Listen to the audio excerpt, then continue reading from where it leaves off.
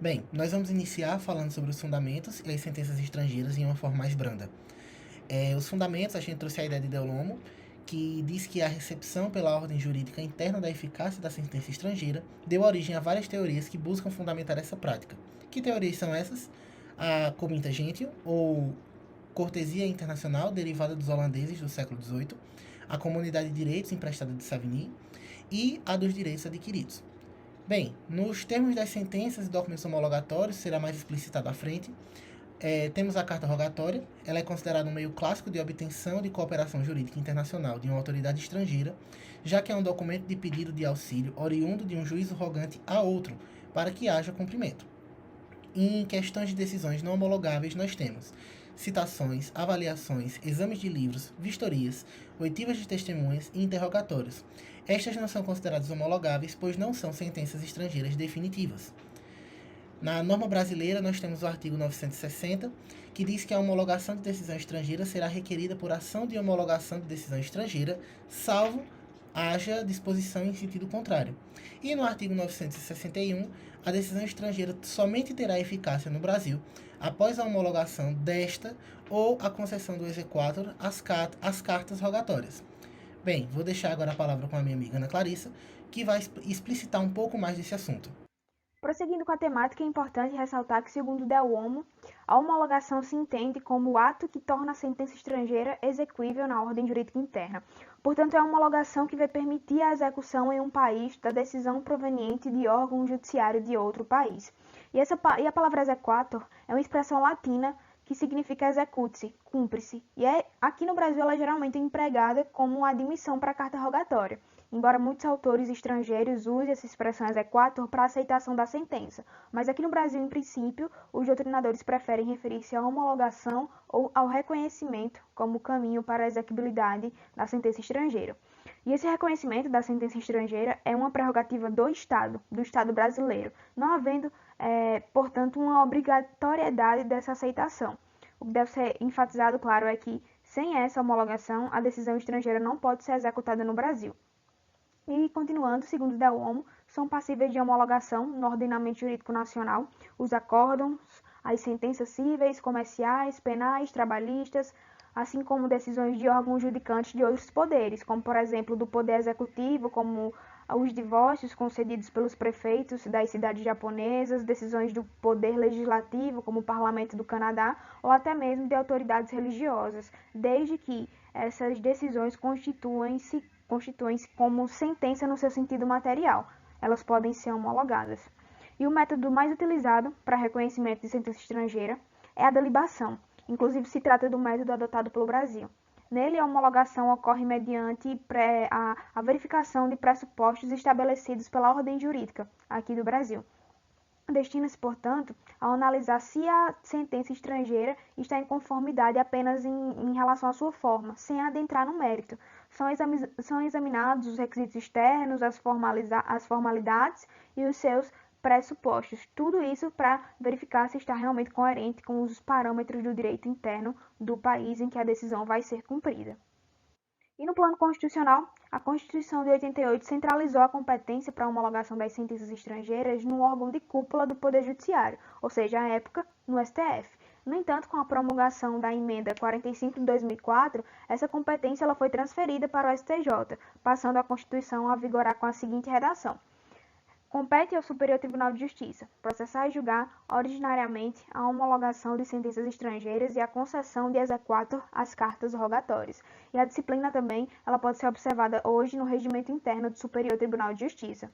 Já a LINB, a Lei de Introdução às Normas do Direito Brasileiro, disciplina que será executada no Brasil a sentença proferida no estrangeiro que reúna os seguintes requisitos: haver sido proferida por juiz competente, terem sido as partes citadas ou haver-se legalmente verificado a revelia, ter passado em julgado e estar revestida das formalidades necessárias para a execução no lugar em que foi proferida, estar traduzida por intérprete autorizado e ter sido homologada pelo Supremo Tribunal Federal, só que hoje leia-se Superior Tribunal de Justiça. Aqui, o artigo 216-D do Regimento Interno do STJ, ele enumera também as condições para a homologação. Ele reproduz essencialmente os artigos do antigo Regimento Interno do STF, que também, por sua vez, foram extraídos do artigo 15 da LINB, então são muito parecidos. Aí vai enumerar requisitos como ter sido proferida por autoridade competente, conter elementos que comprovem terem sido as partes regularmente citadas ou ter sido legalmente verificada a revelia e ter transitado em julgado. E é importante ressalvar também que não será homologada a sentença estrangeira que ofender a soberania nacional, a dignidade da pessoa humana e ou a ordem pública nacional. Já o CPC de 2015 ele adota metodologia também parecida, ao enumerar requisitos como ser proferida por autoridade competente, ser precedida de citação regular, ainda que verificada a revelia, ser eficaz de um país em que foi proferida, não ofender a coisa julgada brasileira, estar acompanhada da tradução oficial e não conter manifesta ofensa aí à ordem pública. O STJ também na linha da antiga jurisprudência do STF, nos termos do artigo 2º, no parágrafo 2º do artigo 961, admite também a homologação parcial das decisões estrangeiras, ou seja, se somente parte da decisão fere, por exemplo, a ordem pública ou a soberania nacional, não há por que se negar totalmente, a homologação dessa sentença estrangeira na sua integralidade. E a resolução número 9 de 2005 do STJ introduziu também uma relevante novidade ao admitir também a tutela de urgência na homologação de sentenças estrangeiras e segue também o parâmetro aí do CPC 2015, que seguiu a mesma orientação no seu artigo 961. Aqui é importante deixar claro que a homologação constitui pressuposto tanto para o reconhecimento quanto para a execução de uma sentença estrangeira. Enquanto que a homologação ela é feita e cabe ao Superior Tribunal de Justiça, o processamento da execução compete em primeiro grau aos juízes federais. Além disso, é importante ressalvar que o CPC de 2015 ele admite também expressamente a dispensa de homologação em alguns casos, quando com base em lei específica ou tratado, ou também prevê a dispensa da homologação para os divórcios consensuais obtidos no exterior. Agora passou a palavra à minha colega Annelise para dar continuidade quanto à jurisprudência sobre a temática. Vamos falar a respeito dos principais julgados que repercutem na temática do reconhecimento e da execução da decisão estrangeira. O primeiro deles afirma que não é cabível a discussão de questão de direito material subjacente ao título executivo judicial. Isso porque, como já bem explicado anteriormente, a homologação de decisão estrangeira se sujeita a um juízo de delibação, que apenas se debruça sobre aspectos processuais e não questões de direito material. Por essa razão, a análise de eventual cumprimento ou descumprimento das obrigações fixadas na sentença estrangeira não pode ser feito no bojo da ação de homologação de sentença estrangeira. Isso porque ultrapassaria os limites impostos pelo juízo de delibação. Contendo também a mesma ratio decidente, um segundo julgado afirma que é inadmissível a renúncia em processo de homologação de sentença estrangeira.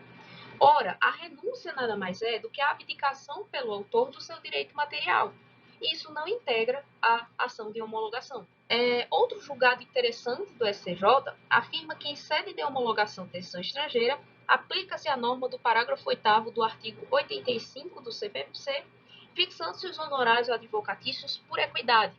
É que na ação de homologação não existe propriamente um valor da condenação, um proveito econômico, um valor da causa. Por isso que se utiliza, segundo o STJ, o critério da equidade no arbitramento dos honorários advocatícios.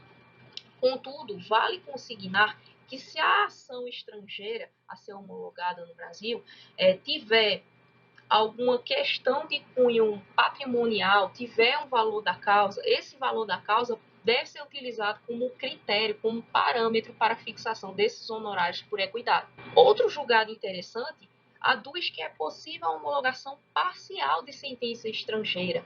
Aqui está sendo acolhida expressamente a teoria dos capítulos da sentença de Cândido Rangel Dinamarco, que preconiza que uma sentença, um provimento jurisdicional, ele é formalmente um só ato, mas ele representará, do ponto de vista material, tanto os atos quantos forem as decisões, os pedidos, as questões apreciadas naquela demanda. Então, é possível essa homologação de apenas parte dos capítulos da sentença. Por último, com a entrada em vigor do CPC 2015, tornou-se necessário que a sentença estrangeira esteja eficaz no país, do país de origem. Então, com o novo CPC, não se exige mais o trânsito em julgado da sentença estrangeira. Basta que ela seja eficaz naquele país, segundo os critérios daquele país estrangeiro. E assim concluímos o nosso seminário.